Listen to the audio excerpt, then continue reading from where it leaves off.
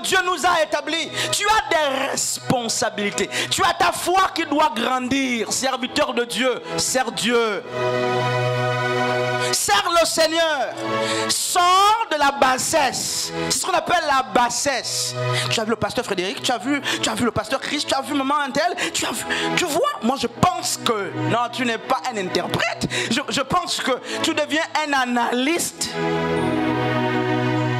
Et en le faisant, peut-être sans te rendre compte, tu es en train de détruire l'église. Tu combats l'église. Tous ceux qui combattent l'église, tous ceux qui vont pour critiquer les frères, mais ils combattent l'église.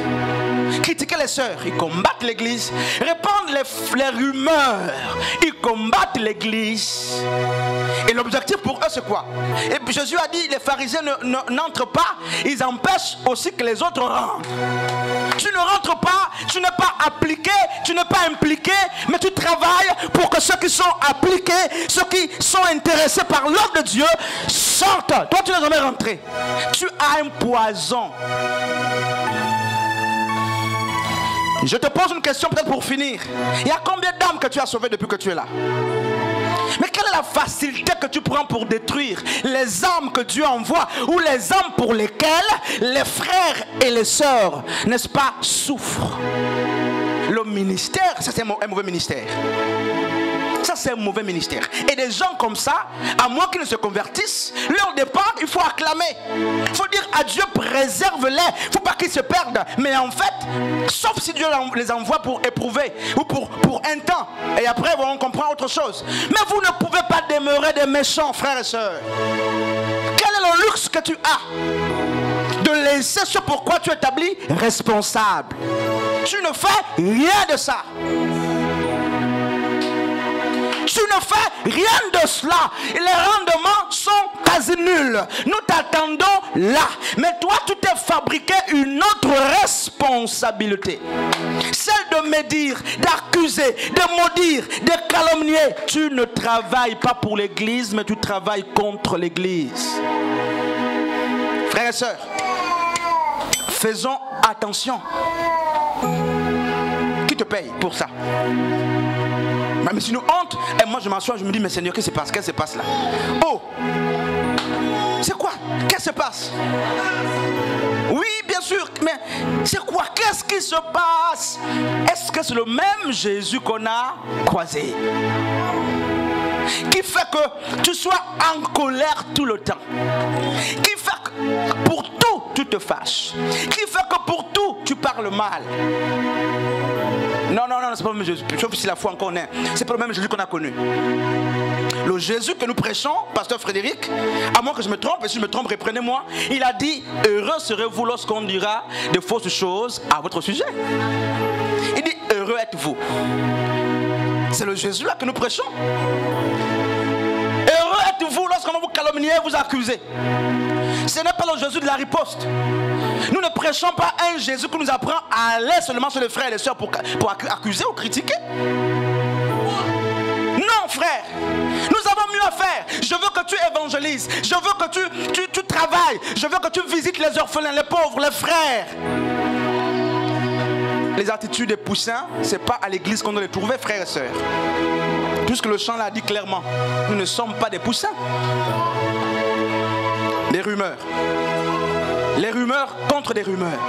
Et l'église se vide parce qu'il y a des morpions spirituels que Satan utilise, n'est-ce pas, pour combattre l'œuvre de Dieu.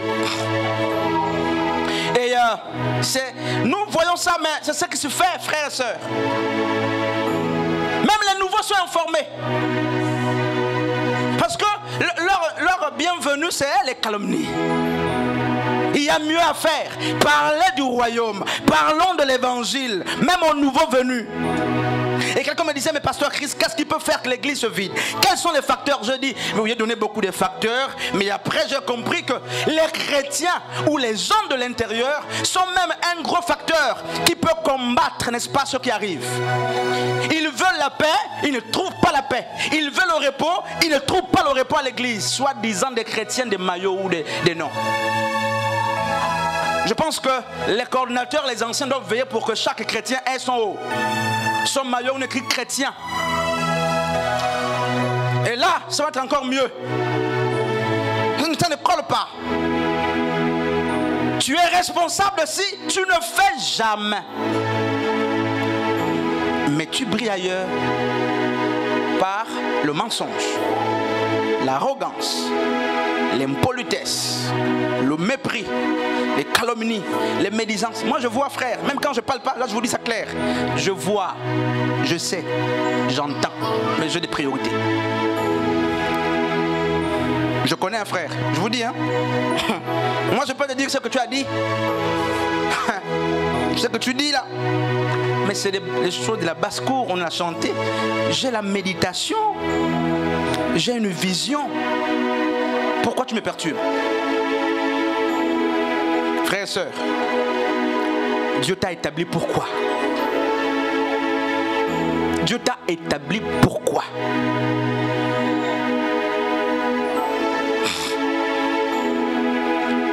Le pasteur Frédéric est un pasteur. Moi je suis un ancien. J'ai 15 ans d'âge. Et puis c'est l'ancien de l'église aussi. Ou c'est le pasteur de l'église. Ou du moins il est dans mon département, le département que je gère. Mais alors il devient mon ami. Il devient mon ami parce que je suis le responsable. Qui t'apprend ça? Tu comprends bien les choses? Alors je peux parler au pasteur comme je veux, parce qu'on est tous des hommes, parce qu'on est tous des femmes. Mais le droit d'aînesse même, tu n'as plus ça dans l'esprit? Il y a même un an d'écart entre vous là. Quand tu parles aux gens, tu ne connais pas respecter les gens? Bon, en fait, je veux te dire quelque chose. Ta manière de parler aux gens là, on peut te rendre ça. Tu n'acceptes pas les mots là. Un jour, quelqu'un prendra les mêmes mots pour te les envoyer. Il ne faut pas avoir cette prétention de parler impoliment aux gens à l'église. Sans respect. Toi, un ancien, parce que vous mangez ensemble, parce que vous buvez ensemble, parce que vous marchez ensemble, la déontologie on la perd, le respect on le perd. Confusion. Alors pasteur Frédéric, lui s'il vient prier pour toi qui est impoli, tu ne vas plus jamais recevoir. Pourquoi? Puisque tu le vois maintenant comme ton ami, tu ne recevras plus rien de lui venant d'un pasteur. Parce que la relation entre vous, c'est une relation amicale. Il faut que tu changes la perception que tu as du pasteur pour que tu comprennes que là, tu peux recevoir ce qui émane d'un pasteur. Si ton mari à tout moment, c'est ton pasteur, ton ami à tout moment, ton confident à tout moment, tu vas seulement recevoir les choses qui viennent de l'amitié, les choses qui viennent de la confidence ou des confidents, mais les choses spirituelles, tu vas plus les recevoir. C'est pourquoi les gens sont bloqués. Tu pries, ils ne sont pas guéris. Ils t'ont vu comme le mari, ils t'ont vu comme le copain, ils t'ont vu comme l'ami. Et tu pries, tu es fatigué. Non, ne prie plus. Il te vide. Il t'épuise l'onction.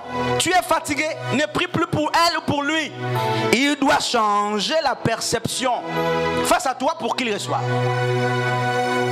Frères et sœurs, le serviteur, c'est pas l'impoli. J'ai l'impression que notre église brille maintenant par l'impolitesse. Même à la maison, on nous appelle pour dire les enfants sont impolis ici. Vous êtes impolis chez vous. Et vous chantez à l'église. Vous prêchez, vous modérez. Vous faites tout à l'église. Mais impoli chez vous. Même maman, tu ne respectes plus. Hein, frère, parce que vous prenez la même église. Vous asseyez sur les mêmes chaises bleues ou rouges. Vous êtes à côté des autres. Le micro, lâche. Vous êtes à côté des autres. Et ça devient ta copine. Continue de voir ta mère comme ta copine. Continue de ne pas servir ta mère pour venir servir l'église. C'est en vain.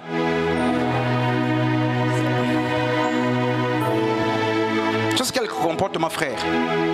Non! Tu es serviteur de Dieu. Fais ce pourquoi Dieu t'a établi. Attends, mais tu es grande quand même. Tu es grand. C'est quoi cette manière de faire que tu t'assois toujours pour dire le mal? C'est satanique ce que tu fais.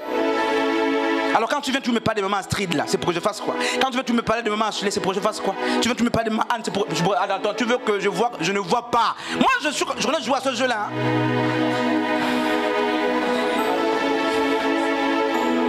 Frères et sœurs, arrêtons.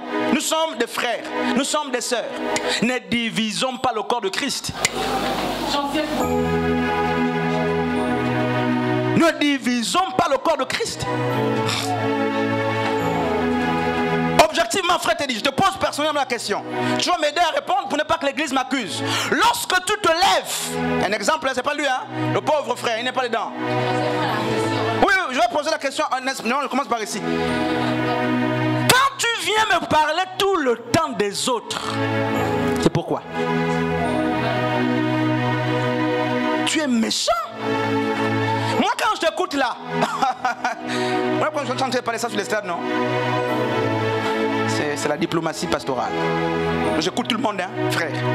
Oh, mais quand je te... Oh, frère. Moi, je te réponds au moment favorable, comme là.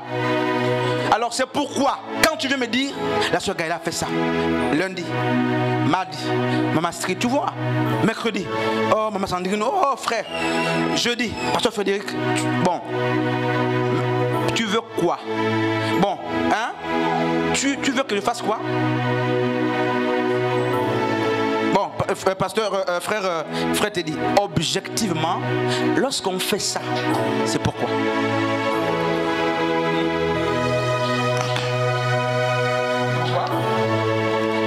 Ce n'est pas bien, c'est pour détruire l'église. Il n'y a pas d'autre réponse que celle-là? Et celui qui détruit, on l'appelle comment? Destructeur. C'est le destructeur. Celui qui ment, on l'appelle comment? Menteur. Et le père des menteurs, c'est Satan? C'est quoi ça? Non, les deux soeurs là sont ensemble, les deux frères là. Je le vois, je m'en fous. Hein? Je vous dis, frère, ça ne me regarde pas. Ça ne me regarde pas. Ils ont une mère et un père, ils ont leur famille. J'ai les yeux aussi pour... Laisse-moi. Je ne suis pas aveugle, hein? Ça c'est une insulte quand tu passes le temps de me dire de voir. Je vois. Laissez-les. Le jour qu'on verra bien, on parlera bien. C'est quoi les soupçons? 1 Corinthiens 15, 13 dit quoi? 13. L'amour ne soupçonne pas. L'amour de Agapé là ne soupçonne pas les autres. C'est quelle affaire? Hein? Sœur Chiron et frère Teddy marche trop. Moi j'en fous. Amen. On s'en fiche de ça. Ils ont des pieds, c'est pour marcher.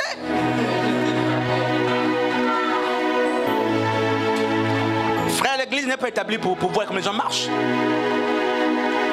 C'est pourquoi je le vois comment. Donc nous tous ici, on est aveugles, c'est toi qui as les yeux pour voir. Je veux, j'ai vu, vérifie, je veux, j'entends. On s'en fiche de ça. Laisse